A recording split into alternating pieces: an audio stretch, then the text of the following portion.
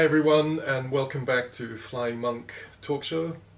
I'm Alex, and today we are talking with Nick Hurst, who's kindly come to spend some time and discuss the Shaolin tradition. And Nick is the author of this book called Sugong, The Life of a Shaolin Grandmaster, and it's published by Sports Books. And this book discusses Nick's time with his teacher, who's a grandmaster of Shaolin Kung Fu. And thanks for coming, Nick, today. Thank you. And let's start just, can you explain for everyone who Sugong was? Obviously there's a big book that explains his whole life story, but who was he for you? What was his name, and something about his background? So I knew about him because I do Kung Fu in London with Master Lai, who's head of the Nampai Chuan School. So that was how I started that, getting on towards 20 years ago. And there was a picture of Sugong that's in the room, so I always knew of him because he was Master Qwek's teacher. So I was aware of him for a long time before I actually ended up meeting him, but I took a sabbatical from my work, and that's how I actually ended up going over to Malaysia to find out more about him, because Master Lai comes from Malaysia, so he had learned there from Sugong, who's actually come from China via Singapore to finally end up in Kuala Lumpur. So what appealed, I was going there just to take a sabbatical, and I wanted to do something a bit different that had a kind of a personal appeal to me, which was Kung Fu. And when was that, Nick? That was in 2006, so it's getting on a while now. So I wanted to do something that would have just while I was kind of working out my career options, do something that's personally valuable to me. And there was no idea of writing the book at the time, but because he had this incredible life, I kept on hearing these kind of snippets of story, and there was two things that appealed. One was the fact that it was an incredible story going back to kind of growing up in poverty in a village in China, to then kind of seeking his fortune or an escape from poverty, at least in Singapore, to then meeting up with his master, who's kind of has another strand in the book, who was this temple monk who was from China as well, but was in Singapore, and then moving to Malaysia with a kind of a whole new set of adventures then. So I was fascinated by his life just on its own, but then secondly the history of my school of martial arts as well.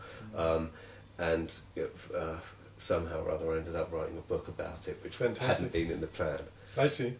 And how did he feel when you tentatively kind of approached him that you wanted to write something about his life? I was quite lucky in the fact that I wasn't anywhere close to him at the time, so I'd come back here temporarily. Okay. I think he was delighted. He was delighted because I think recognition's always going to.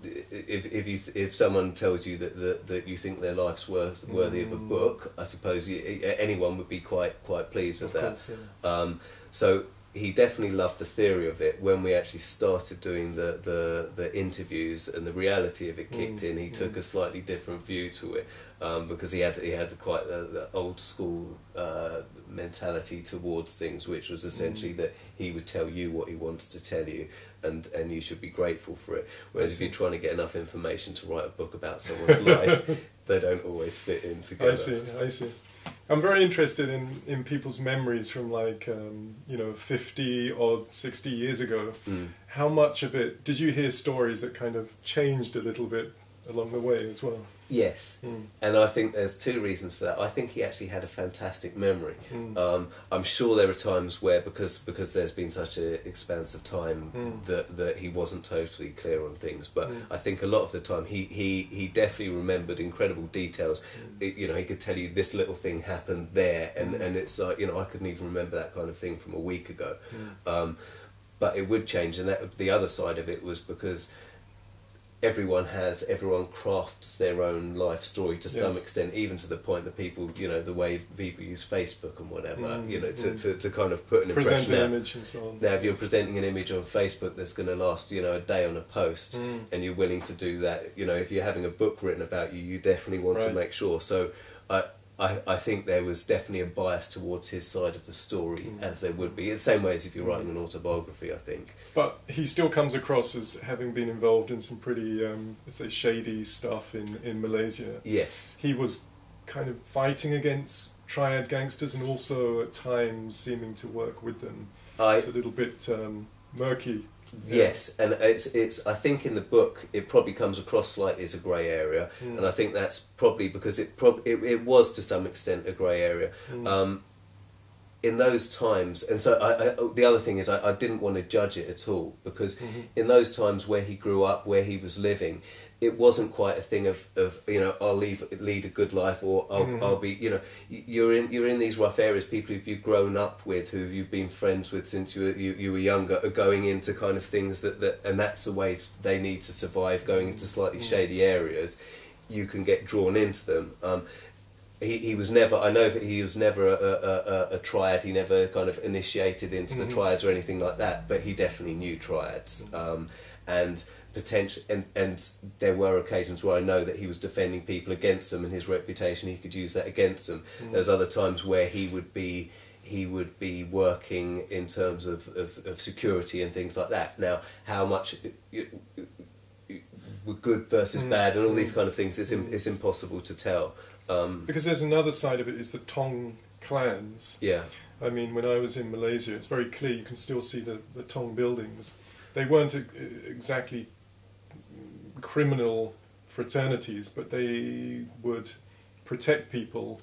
Sometimes they'd have to use force or arms, but their function was essentially to protect families and groups of people. So once again, if it was in a modern context, we think of it as something a bit sinister, but back then it was just functional, because there wasn't law and order as we know it. That's it, and I think it was actually both, and it depends which ones you're with. And so there's always, whenever you're on a kind of a borderline area, you can get ones that are on the right side of that line and ones that are on the wrong side of that line. And I think his Sugong was definitely, his view was that he'd been always trying to end up on the right side of the line, but he'd been walking that line without a doubt. So how about morality? What was his? He seemed as someone to have very strong morality in his own unique way. How would you describe his morality? His whole thing would always be righteousness. You know, and that's what his ideal would be. But I think on the way towards that ideal, there'd be temptations on the side. So he'd be trying for that righteous path. I don't think he hit it all the time. I see, sure. And I think he'd admit it some of the time. Maybe some of the time he wouldn't. But that's what he was trying to do. But that's another thing as well. People, it's almost like there's a higher standard set for martial artists sometimes, and people almost expecting. I mean, that's one of the things that really stood out to me when I was over there. This kind of idealised thing of a guy with a little wispy beard sitting and kind of dispensing wisdom isn't the reality. These are just normal guys, totally. and especially the ones that have been in that, growing up in past rougher times. They're pretty kind of pragmatic about life, but it doesn't mean they're kind of, you shouldn't kind of judge them too harshly, because they're not kind of going along with our unrealistic expectations. Sure. I think this whole image of someone floating in the clouds and never doing anything, never doing anything wrong is it's very maybe rare or impossible. And it's our kind of escapist fantasy. It's like Tibet, that we think Tibet is this amazing Shambhala kingdom, and it was ruled by living Buddhas, but there was a lot of shady stuff in Tibet. Right. That's not often talked about. So things like that I think it's our projection of what we wish things would be. When I went to Hong Kong first time, I was 16, and I had this image that everybody would be like speaking like David Carradine in Qwek Kane, and they'd all have white beards, and they'd be very that. And the first master I met, he was in a gambling den. Right. He was drinking whiskey, smoking, and spitting into a bucket next to him. Yeah. And asking me for money. Right. That was my very first introduction to a kung fu master in Hong Kong. And I imagine you met a few more that are quite similar to that. Yeah, as well. And some who were really lovely and complete opposite. But even the ones that had all these habits weren't necessarily, they were bad people. They were just like shattered the image of this pure monk-like person that I was looking for. Yeah.